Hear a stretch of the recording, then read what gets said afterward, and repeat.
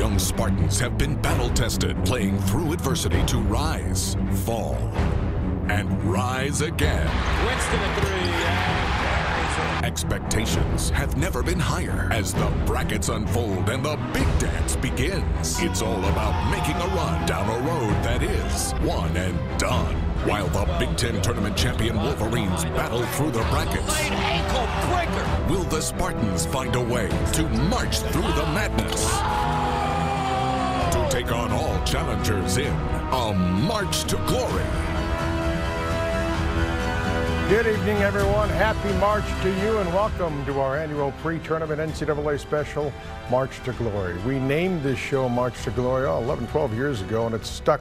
It's kind of apropos for all the glorious runs Michigan State has had during this month. And, of course, the Spartans are hoping for another long run this month and this year. Michigan also dancing, and the Wolverines will be a part of this show. But first, we talk Michigan State. The Spartans learned of their first-round destination Sunday night, a trip to Detroit on the first weekend at a number 3 seed with the opening game matchup against Bucknell Friday night at Little Caesars Arena. MSU coming into the tournament with a 29-4 record, most regular season wins in program history. But, of course, the cynics are leery of the last 2 times the Spartans played, a narrow win over Wisconsin in the Big Ten tournament and the loss to Michigan that sent MSU home early.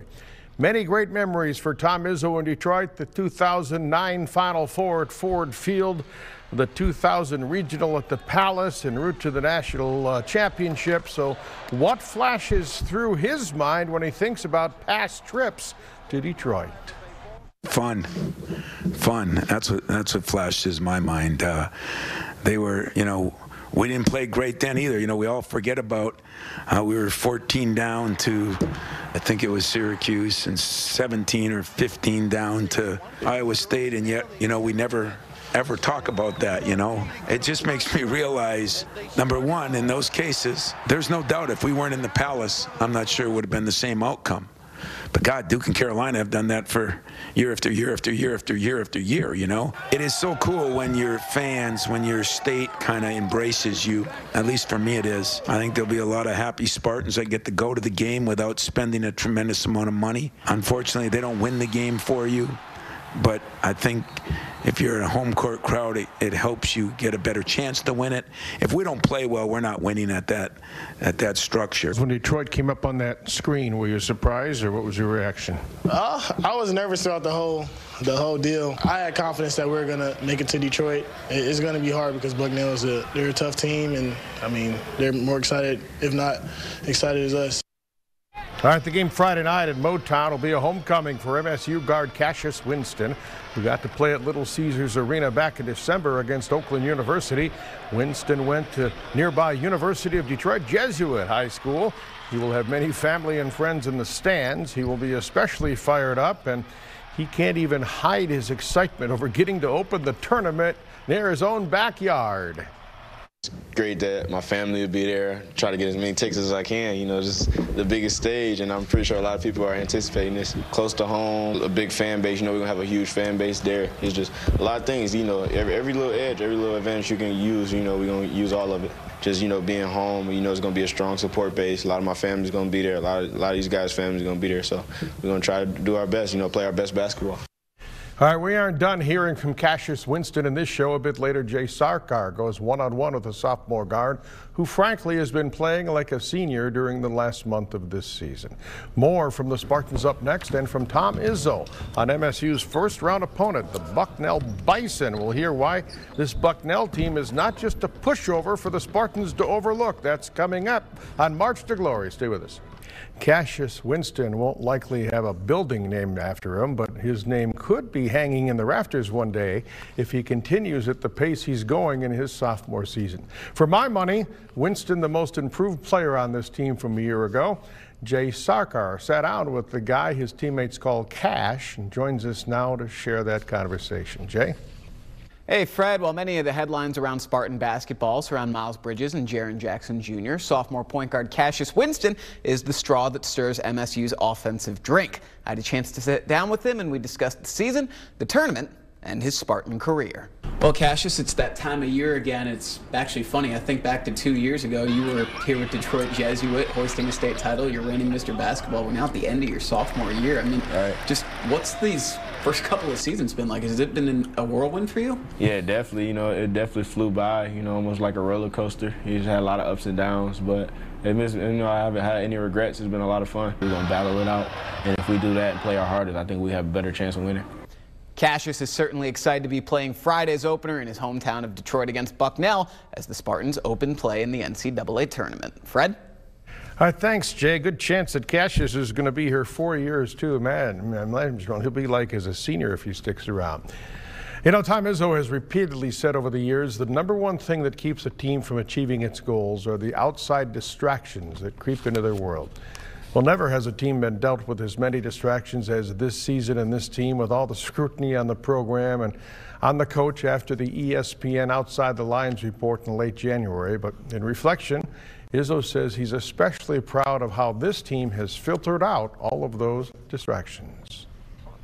I think it makes me appreciate them more because of the way they've handled themselves and the situation that they've been put in, you know, that everybody's been put in. And it's been a tough situation with all that's gone on at the university. And I think it teaches them that if you can focus in, and I'm hoping that it teaches all of us that if we focus in, we can get this thing back to the way it should be and needs to be.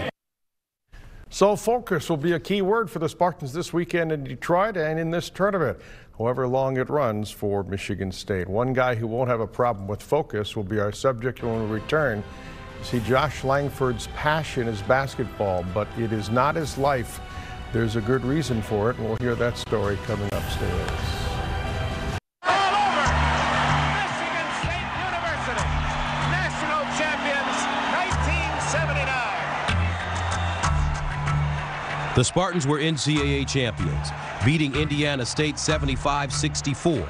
That day, the 1979 championship game became and remains the highest-rated college basketball game in history. On every campus, in every sport, everyone wants to be number one, but only one can make it. You know, they claim that game might have changed basketball just because of the two players involved.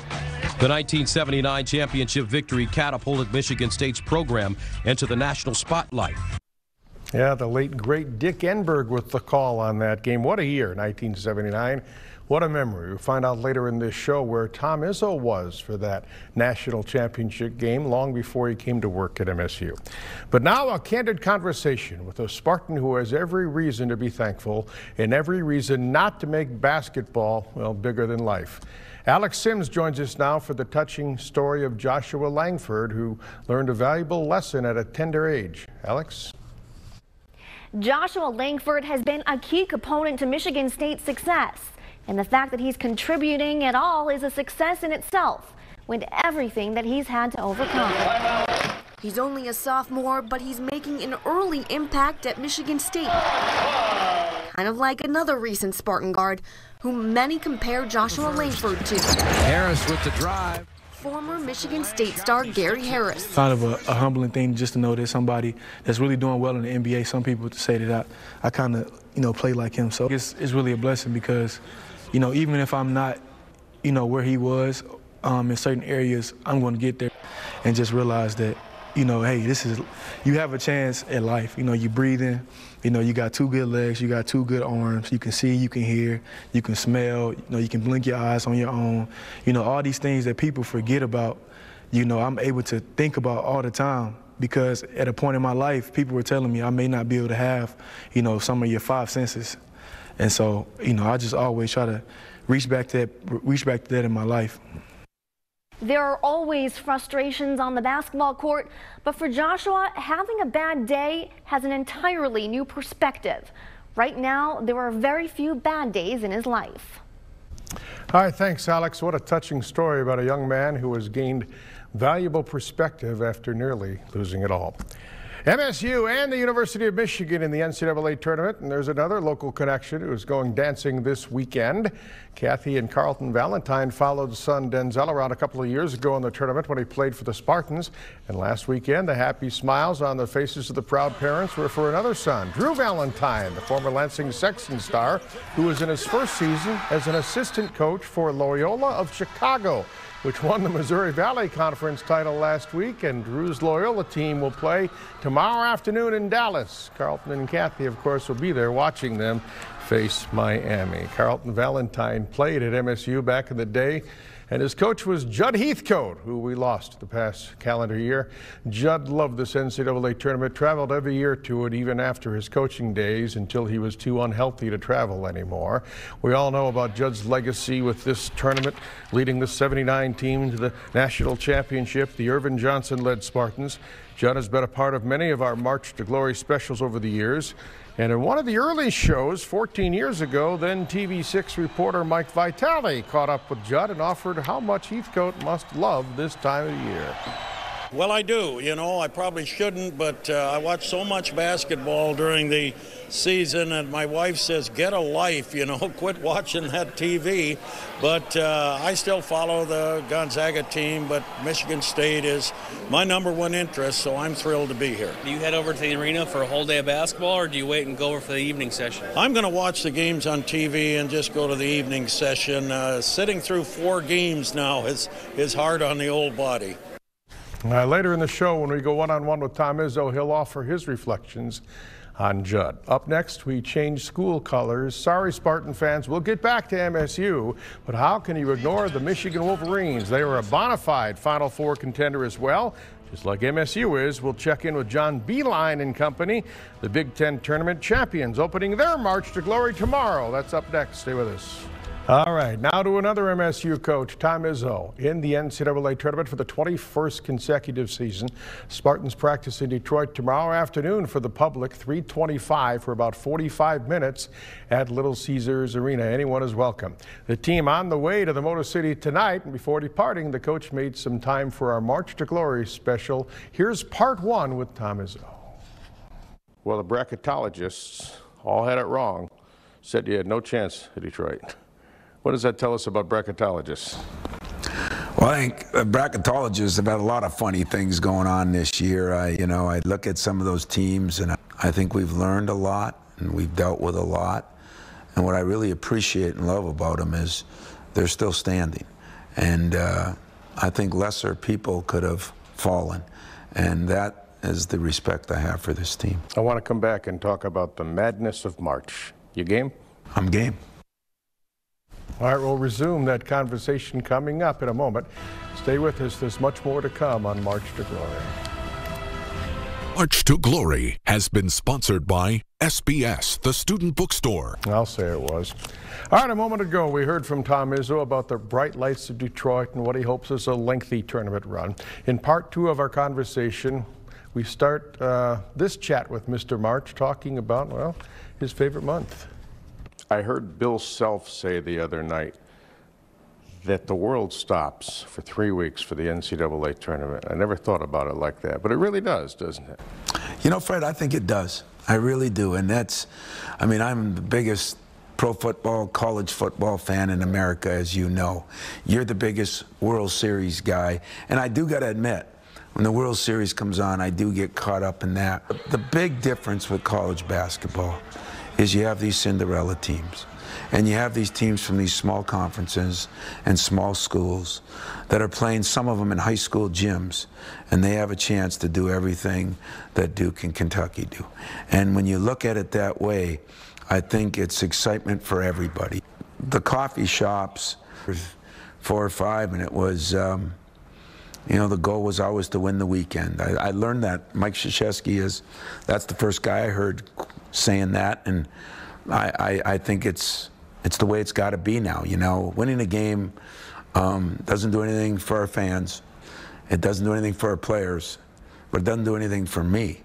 So winning the weekends is what you try to do, but to win a weekend, you have to win the first game, and they always say the first game of the tournament's the hardest. As I look at that whole bracket, which you do for a couple minutes on Sunday night, and then you don't anymore.